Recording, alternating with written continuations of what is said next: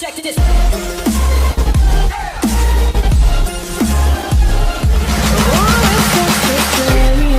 But we don't talk anymore.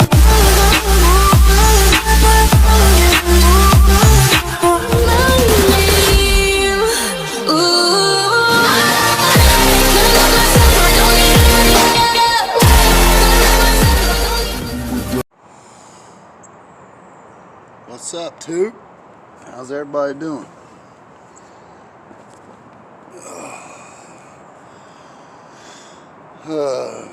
Let's see, it is Tuesday, March 3rd.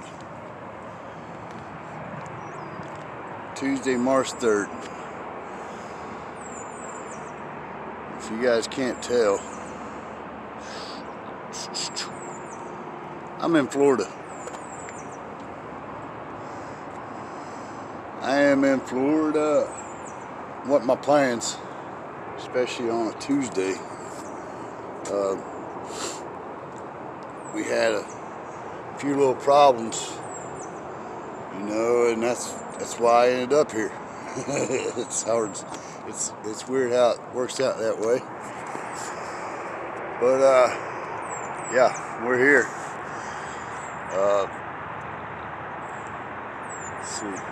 I left Sunday morning to take a load to Georgia, South Georgia. Into South Georgia, where was that at? Douglas, South Georgia.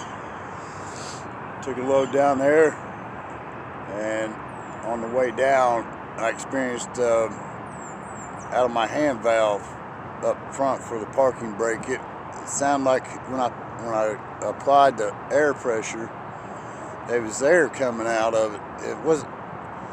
It wasn't really air coming out of it, but I heard air, you know, whistling coming through there. So I just kept going. I was in Tennessee, and I just kept going on down to Douglas. By the time I got stopped, I only had probably 100 pounds of air pressure that constantly building, you know, in my primary tank was between 100 and 110 pounds, which is a little low. So I knew I had a leak, you know, so I got stopped for the night and went out and checked, and one of my brake chambers was blowing air out the front of the porthole. And one of my drive tires, the hub was really hot. You know, it wasn't locked up, but it had pressure on the brake pads to the hub. So I knew there was an issue there. I had a bad tire. I had a bad tire that started showing belts through, and I got it changed in Tennessee. I knew about it for a few days, and finally we stopped for lunch, and I went ahead and had them change that tire out. And just a trailer tire, single trailer tire, was a little over $600, maybe even $700. I can't remember. Just for one trailer tire to get it replaced, $700. But I thought I was good, you know, and within an hour after I fixed that tire, I knew I had an air leak. I was like, my goodness, here we go again. But I didn't get broke down, you know, it wasn't that serious at the time. You know, if I'd kept going, it probably would have. But I went ahead and made my delivery for Monday morning, and I was 50 miles away from Love's. I was 50 miles away from Love's, drove in there, and I told him what the problem was, told him what I thought the problem would be, and it turns out I was right. You know, it was, I'll show you guys right here.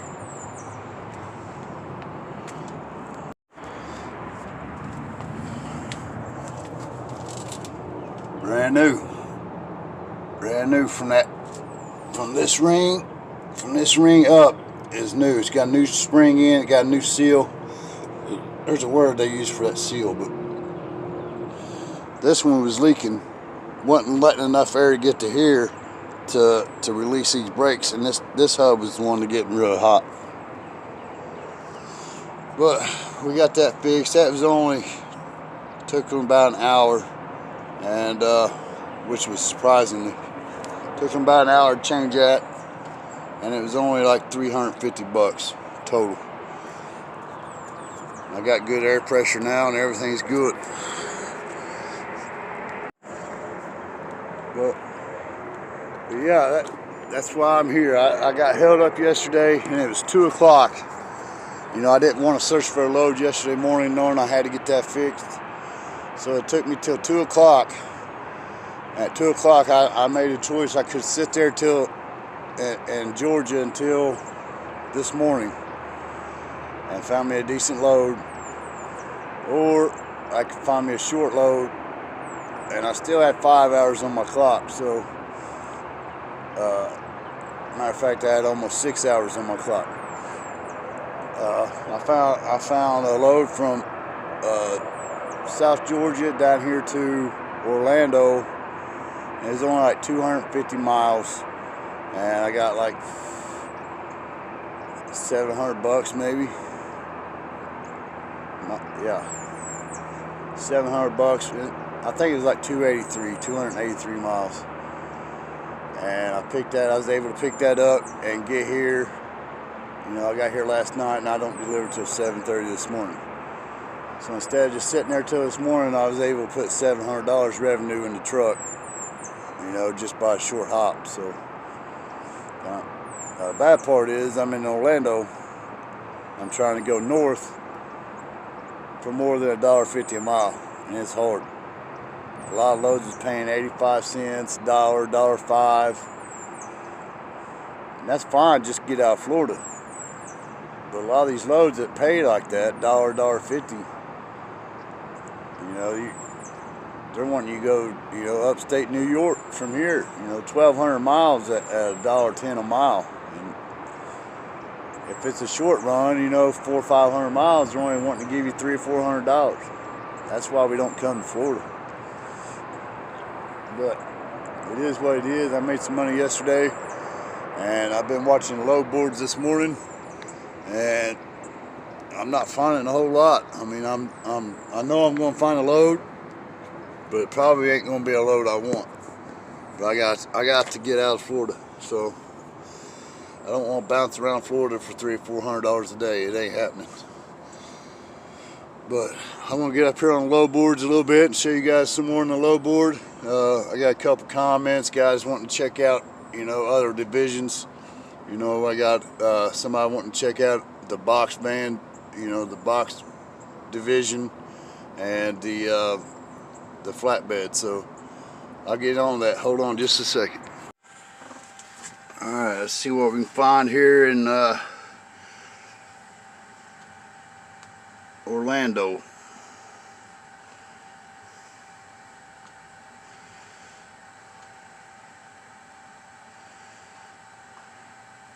Let's refresh this dude.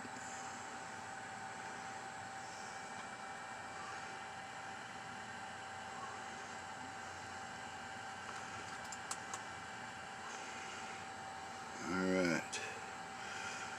Palm Beach, Florida. Albany, New York.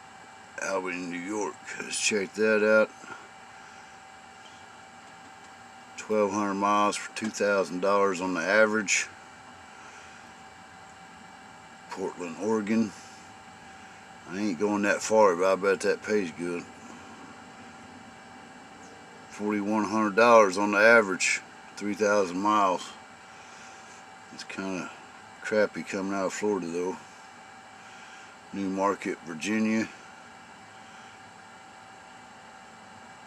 That might be a good load right there. 42,000 pounds though. Alabama, Florida, Tulsa, Oklahoma.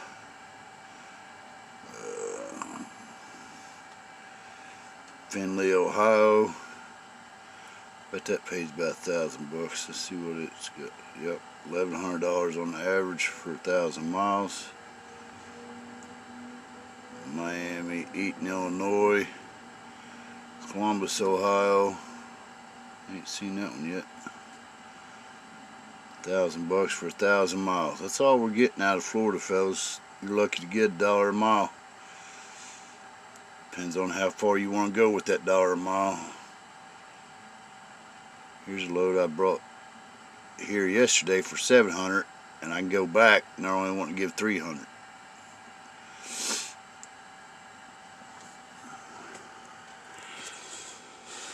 But I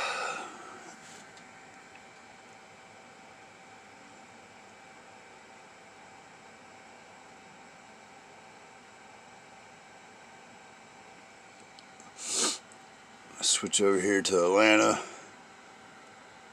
and show you guys some of these different timeout. Alright, let's check this out for you guys here. We're going to go to, let's do the flatbed division for you flatbedders.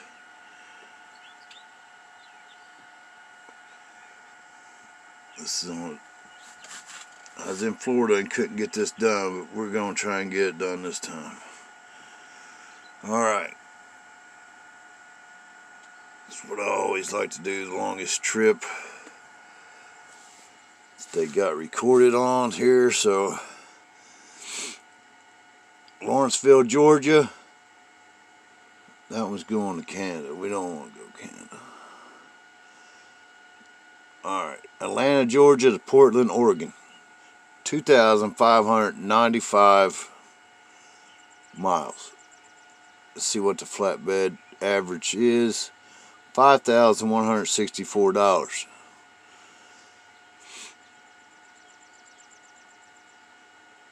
It's almost $2 a mile, I think. Las Vegas, Nevada, 1,956 miles. It's got an average of, or offer right now for $4,400. That's probably, you know, little over $2 a mile.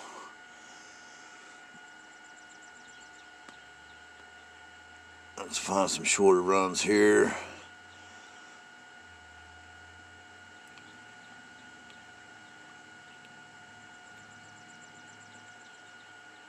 Georgia going down to Florida, $2,000 offer, 834 miles. So that's a little over $2 a mile.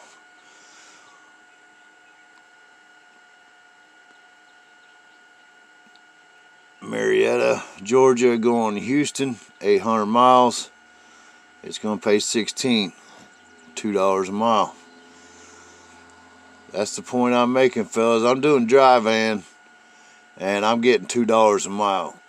You could do flatbed, and it's going to pay about $2 a mile.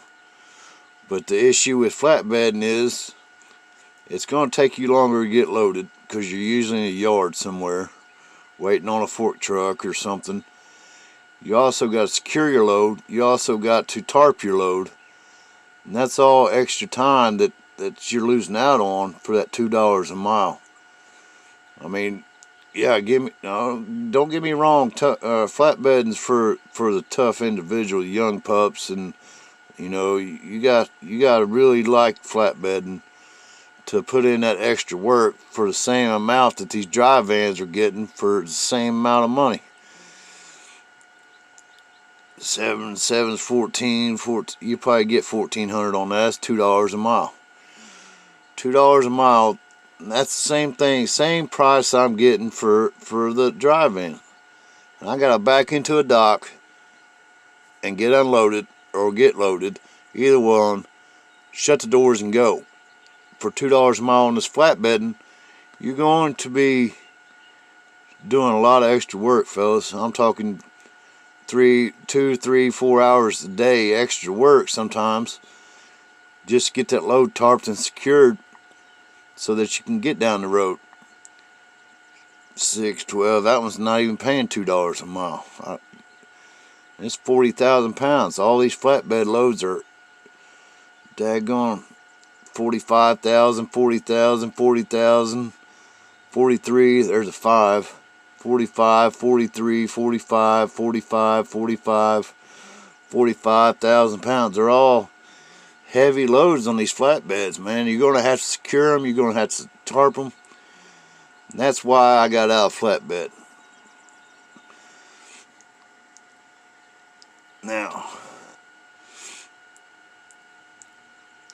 I couldn't really find one of the subscribers that is wanting box trucks, and I can't really find box trucks, man.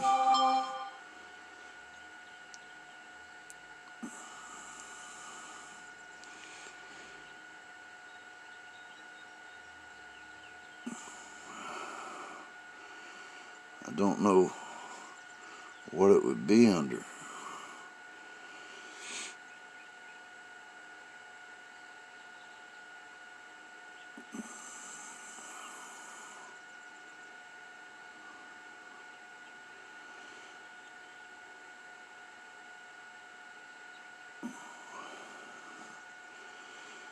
There's a Hot Shots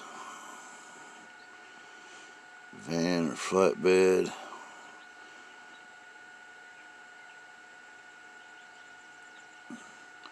I can't really find it, man.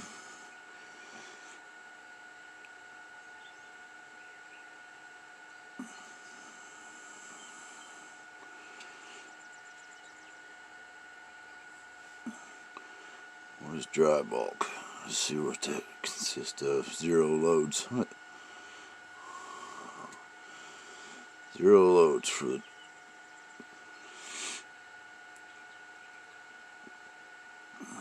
I can't really find it, buddy.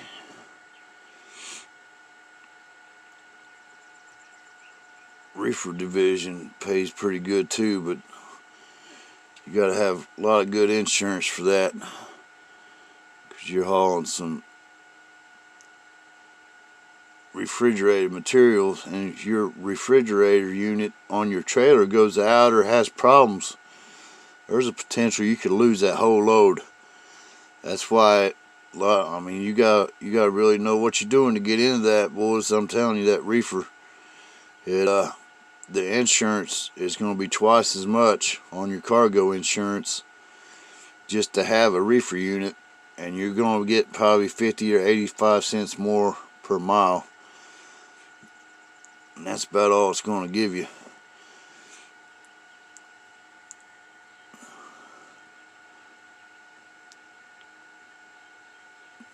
Containers. That's the same as a 0 results.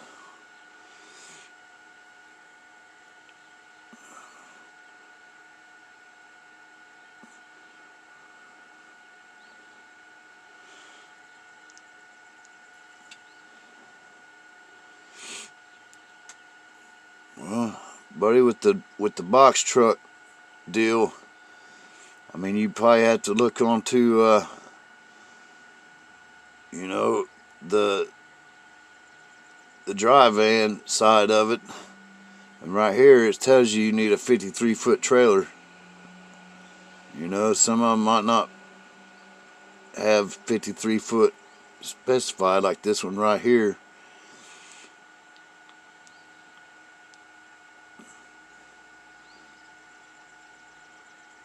It's not saying, you know, dry van, 42,000 pounds, you ain't gonna get that on a box truck. But I don't know how to find the box truck division, or if there is one on this part of it, so I can check a different one here, see if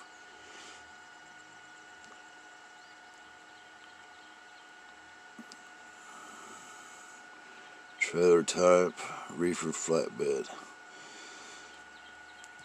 I can't find it, but that's a little bit of insight on the flatbed division, fellas. I can't find the box truck, sorry. See you guys in a bit. Alright, fellas.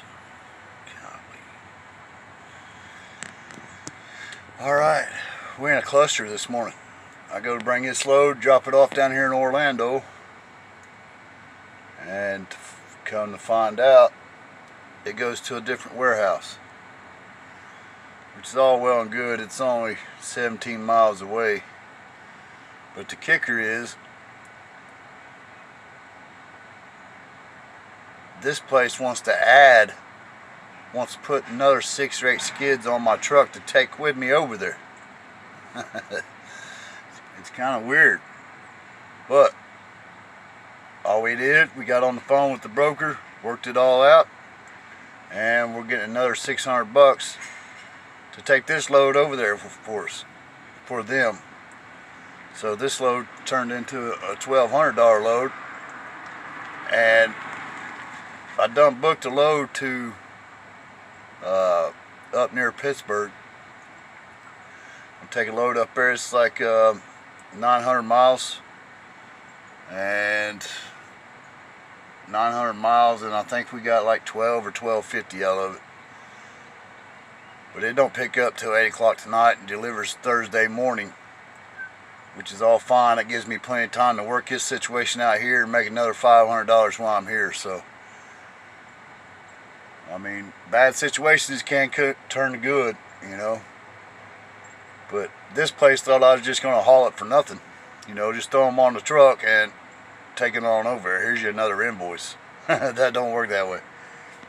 So we called up the broker and got it worked out where we get more money. So if this thing ever happens to you guys, don't just go along with it and haul it for nothing. If they put something on your truck, it's worth money. So that's a little tip for you this week. And I got time to play around because I ain't got to pick up till 8 o'clock tonight, and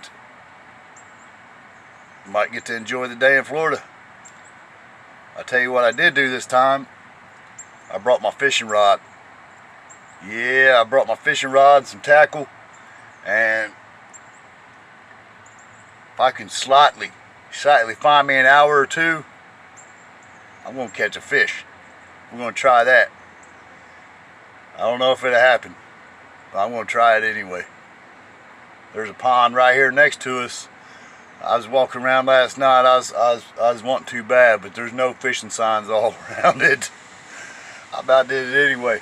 I did. There wasn't no soul around. I thought really hard.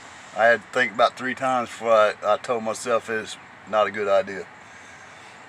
But hopefully, maybe I can find me a load today, or find me a lake to fish in today.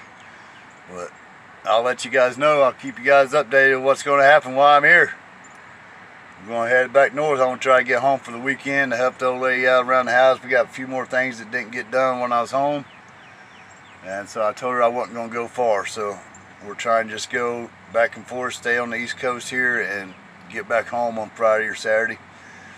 We'll see how it goes. You guys hang with me. Thanks for watching. See you.